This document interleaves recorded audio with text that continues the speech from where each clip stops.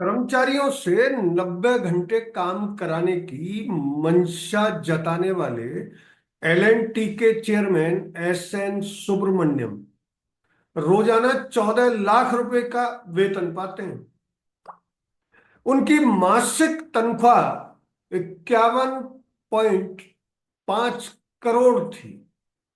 ये 2023-24 के उनके वेतन का हिसाब है।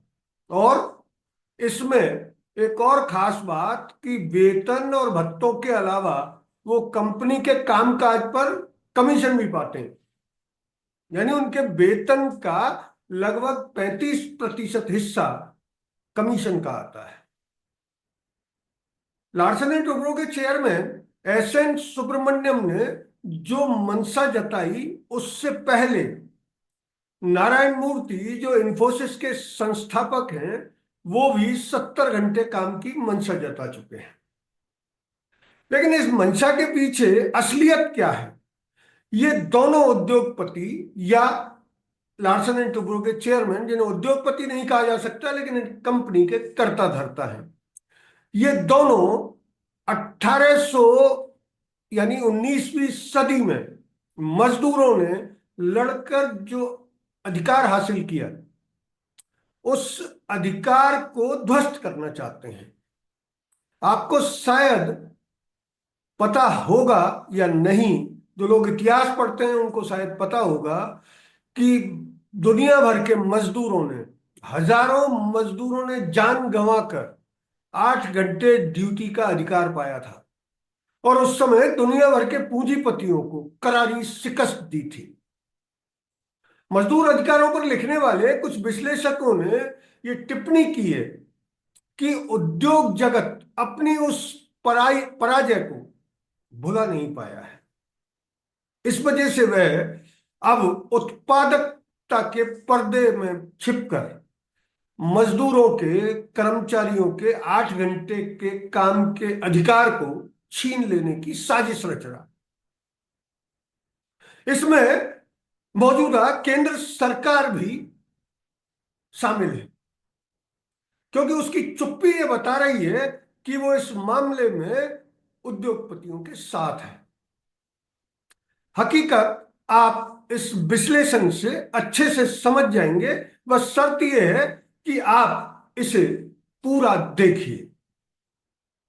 इंफ्रास्ट्रक्चर क्षेत्र की बड़ी कंपनी एल&टी यानी लार्सन एंड टुब्रो के चेयरमैन एस एन सुब्रमण्यम चाहते हैं कि लोग रविवार को भी काम करें। इससे पहले इन्फोसिस के संस्थापक नारायण मूर्ति ने भी सप्ताह में 70 घंटे काम करने की वकालत की थी। लेकिन सुब्रमण्यम तो उनसे एक कदम आगे बढ़ गए और उन्होंने सप्ताह में 90 घंटे काम की वकालत कर डाली। इन दोनों दिग्गज उद्योगपतियों के समर्थन में कई और भी नामचीन उद्योगपति उतरे, लेकिन देश में इसकी व्यापक प्रतिक्रिया हो रही है। एक्स यानी ट्विटर, ट्विटर पर 90 घंटे काम ट्रेंड हो रहा है। लेकिन कारपोरेट जुमलेबाजों या जनता ने कभी यह पता लगाने की कोशिश की कि 8 घंटे मजदूरी या नौकरी करने का अधिकार कितने संघर्ष से मिला था। दुनिया से दास प्रथा तो खत्म हो गई, लेकिन कारपोरेट गुलामी की ओर भारत को धीरे धीरे बढ़ाया जा रहा है। ऐसे जुमलेबाज एस एन सुब्रमण्यम का वेतन जानकर आप हैरान रह जाएंगे। एल&टी के चेयरमैन एस एन सुब्रमण्यम ने बातचीत के दौरान जब यह कहा कि वो अपने कर्मचारियों से रविवार को भी काम करवाते तो उन्हें ज्यादा खुशी होती। उनके इस बयान का वीडियो क्लिप रेडिट पर साझा किया गया है, जहां से उसे अभी तक लाखों लोगों ने देख लिया है। पूरी दुनिया में वायरल हुए इस वीडियो में एस एन सुब्रमण्यम ने कहा कि मुझे अफसोस है कि मैं आपसे रविवार को काम नहीं करा पा रहा हूं। आप घर बैठे क्या करते हैं? आप अपनी पत्नी को कब तक घूर सकते हैं? पत्नियां कब तक अपने पतियों को घूरती रहेंगी? चलो दफ्तर जाओ और काम करना शुरू करो। इस पर एक विश्लेषक ने बड़ी मजेदार टिप्पणी की है। उन्होंने कहा है कि लगता है एस एन सुब्रमण्यम की बीवी यानी उनकी पत्नी उन्हें घर में टिकने नहीं देती और उजाला होते ही यानी सूर्योदय होते ही उन्हें घर से बाहर भगा देती है। उसके बावजूद उनके काम का विश्लेषण अगर करें तो वो स्वयं सप्ताह में काम के घंटों के हिसाब से, उनकी कंपनी और उनके कार्यालय में लगे कैमरों के हिसाब से वो बेमुश्किल 30 घंटे काम करते हैं। पूरे हफ्ते में 30 घंटे काम करने वाला एक शख्स जो 50 करोड़ से अधिक का वेतन लेता है, वो कर्मचारियों और मजदूरों को सलाह दे रहा है कि वे 90 घंटे काम करें ताकि देश की उत्पादकता बढ़े। विश्लेषक ने लिखा है कि अगर सुब्रमण्यम कर्मचारियों के बराबर वेतन लेकर 90 घंटे काम करने को तैयार हैं तो शायद कर्मचारी भी जल्द तैयार हो जाएंगे, लेकिन वो बेशर्म सुब्रमण्यम शायद ही ऐसा करेगा। यह नारायण मूर्ति की चर्चा करना बहुत अहम है। नारायण मूर्ति जो दुनिया की दिग्गज इंफोसिस कंपनी के चेयरमैन हैं, उनकी कंपनी का बनाया जीएसटी पोर्टल इस साल फिर कई बार क्रैश हो गया है। तो बेहतर होता कि नारायण मूर्ति कर्मचारियों से 70 घंटे काम करने की मंशा रखने की अपेक्षा अपने टॉप लेवल के प्रबंधन को समझाते और उनसे काम लेते कि भारत का जीएसटी पोर्टल अब कभी क्रैश नहीं होना चाहिए। दुनिया दुनिया भर में उत्कृष्ट कोटि के सॉफ्टवेयर सप्लाई करने वाली इंफोसिस भारत में बहुत घटिया किस्म के सॉफ्टवेयर सप्लाई करती है। सरकारी सॉफ्टवेयर कई विभागों में इंफोसिस ने से लिए गए। इनमें पीएफ वाला पोर्टल भी शामिल है। आप पीएफ के पोर्टल पर कभी भी चले जाएं, आप आधे घंटे यानी 30-35 मिनट से पहले कभी लॉगिन नहीं कर पाएंगे। खैर, अब बात फिर से हम वहीं लौटते हैं कि चेयरमैन लार्सन एंड टुब्रो के चेयरमैन कितना वेतन पाते हैं। उनके वेतन का हिसाब इस तरह है। एसएन सुब्रमण्यम ने 2023-24 में कुल 51 करोड़ का वेतन लिया, यानी उन्हें रोजाना 14 लाख रुपए वेतन मिला। सुब्रमण्यम का वेतन एलएनटी के कर्मचारियों के औसत वेतन का 534.57 गुना है। 2023-24 में उनके वेतन में 3.6 करोड़ मूल वेतन, पहले से तय राशि 1.67 करोड़ और कमीशन के रूप में 35.28 करोड़ शामिल थे। उन्हें 10.5 करोड़ का रिटायरमेंट लाभ भी मिला, जिससे कुल राशि 51 करोड़ हो गई।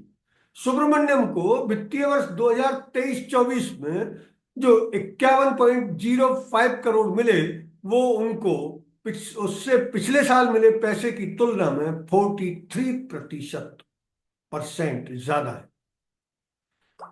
अब सवाल है कि क्या उनकी कंपनी के किसी भी कर्मचारी की वेतन वृद्धि उसी साल 40% हुई? और देखें कि उसी साल उसी कंपनी के कर्मचारी की सैलरी कितने प्रतिशत बढ़ी,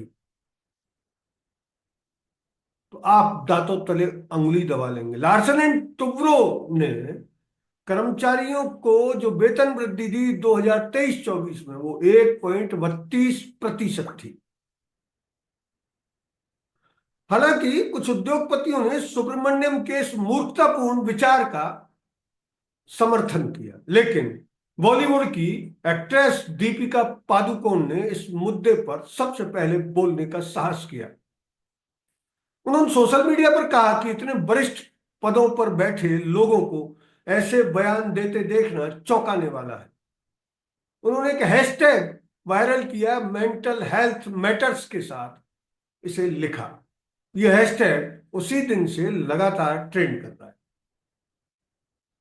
इस हैशटैग के साथ ही हजारों लोगों ने सुब्रमण्यम की आलोचना की और उनसे सवाल पूछा कि आपके वेतन और आपके एमडी के वेतन और एक औसत कर्मचारी के वेतन की तुलना आपने क्यों नहीं की? तुलना करने के बाद अगर आप कहते कि आप 90 घंटे काम करें तो शायद लोगों को इतना बुरा नहीं लगता। कुछ लोगों ने चुटकी भी ली कि न तो उन्हें अपनी पत्नी को घूरने की जरूरत है और न ही उनकी पत्नी को एमडी साहब को घूरने की जरूरत है। ऐसा नहीं है कि सारे उद्योगपति इसका समर्थन कर रहे हैं। उद्योगपति हर्ष गोयनका ने गुलाम शब्द का इस्तेमाल करते हुए प्रतिक्रिया दी कि सप्ताह में 90 घंटे, क्यों न रविवार का नाम बदलकर सन ड्यूटी कर दिया जाए और दिन की छुट्टी को एक पौराणिक अवधारणा बना दिया जाए कि ये राम जी के काल में मिलती थी। अब इसका इतिहास 1850 के दशक में दुनिया भर में 8 घंटे की ड्यूटी के लिए संघर्ष हुए थे। मजदूरों को ये मांग करने पर पीटा गया, हजारों मजदूरों की जान चली गई। ऐसे अत्याचार हुए कि अगर उसे यहां उसका विवरण दिया जाए तो ये वीडियो लगभग 5 घंटे का हो जाए। इस मांग पर ऐतिहासिक मई दिवस, जो हम 1 मई को मजदूर दिवस के रूप में मनाते हैं, 1884 में पिट्सबर्ग कन्वेंशन में पहली बार विचार हुआ। श्रमिक संगठनों ने 1 मई 1886 से 8 घंटे की कानूनी ड्यूटी का ऐलान किया। इस सम्मेलन में अधिक अवकाश, बेहतर जीवन स्तर और बेहतर मजदूरी की दिशा को लेकर तमाम प्रस्ताव पास किए गए। इसके बाद 8 घंटे की ड्यूटी को धीरे धीरे सभी देशों में लागू कर दिया गया। आज की जेन जी पीढ़ी शायद ये नहीं जानती कि पूंजीवादी व्यवस्था काम कैसे करती है। 8 घंटे का 8 घंटे ड्यूटी का संघर्ष जो 1884 यानी 1850 के दशक में किया गया, वो इसका उदाहरण है कि पूंजीपति कैसे शोषक के रूप में काम करते हैं। वैसे तो दुनिया के तमाम देशों और ब्रिटिश उपनिवेश के देशों में 1800 के बाद दास प्रथा खत्म हो गई थी, लेकिन लोगों को 8 घंटे की ड्यूटी नहीं मिली। उन्हें पहले की तरह ही बिना आराम किए हफ्तों काम करना पड़ता था। भारत में दास प्रथा 1843 में खत्म हुई थी। नारायण मूर्ति का 70 घंटे वाला बयान जब आया था तो उस समय ओला के Bhavesh Agarwal, Jindal steel works group के सज्जन जिंदल और एल&टी के चेयरमैन एमेरिट्स एम नायक जैसे दिग्गजों ने 70 घंटे कार्य सप्ताह का समर्थन किया था। असल में काम के घंटे बढ़ाने की बहस का फिर से उठना पूंजीवादी शासक वर्ग के 8 घंटे के कार्य दिवस को छीनने के अथक प्रयास को उजागर करता है। उसे 8 घंटे की ड्यूटी की श्रमिक वर्ग की जीत लगभग 200 साल बाद भी चुभ रही है। 2019 में पूंजीवादी व्यवस्था के घनघोर समर्थक प्रधानमंत्री नरेंद्र मोदी ने लेबर कोड लाने की घोषणा की थी। 2019 में श्रम संहिता यानी कोड ऑफ वेजेज 2019 जारी की गई, जिसमें ड्यूटी को 12 घंटे करने की अनुमति दी गई। इसमें कंपनियों को मनमाने तरीके से छंटनी की छूट भी दी गई। ट्रेड यूनियनों ने तब आशंका जताई थी कि कंपनी मालिकान इसका दुरुपयोग करके श्रमिकों से निर्धारित 8 घंटे से अधिक काम करवाएंगे। ट्रेड यूनियनों के विरोध के कारण ये श्रम संहिताएं फिलहाल रोकी हुई है, लेकिन कहा जा रहा है कि इन पर बहस जारी है और सरकार कारपोरेट जुमलेबाजों के सहारे इसको किसी भी तरीके से लागू करने पर आमादा है। एक और चीज कि दुनिया भर में श्रमिकों के अधिकारों और उनकी कार्य क्षमता का विश्लेषण करने वाले अंतर्राष्ट्रीय श्रम संगठन यानी आईएलओ का कहना है कि भारत के पास पहले से ही दुनिया में सबसे मेहनती कार्य वाले यानी इंडियंस, भारत के लोग कड़ी मेहनत में पहले से भरोसा रखते हैं। आईएलओ की रिपोर्ट कहती है कि 2023 में दुनिया की 10 सबसे बड़ी अर्थव्यवस्थाओं में भारतीयों का औसत कार्य सप्ताह सबसे लंबा था। यानी भारत में पहले से ही श्रमिक वर्ग और कर्मचारी वर्ग पूंजीपतियों की 12 घंटे की ड्यूटी में पिस रहा है। दुनिया में सिर्फ Qatar, Congo, Lesotho, Bhutan, Gambia और संयुक्त अरब अमीरात में भारत की तुलना में औसत कामकाजी घंटे अधिक हैं, लेकिन ये सारे देश अर्थव्यवस्था के स्तर स्तर पर लगभग शून्य जैसी हैसियत रखते हैं।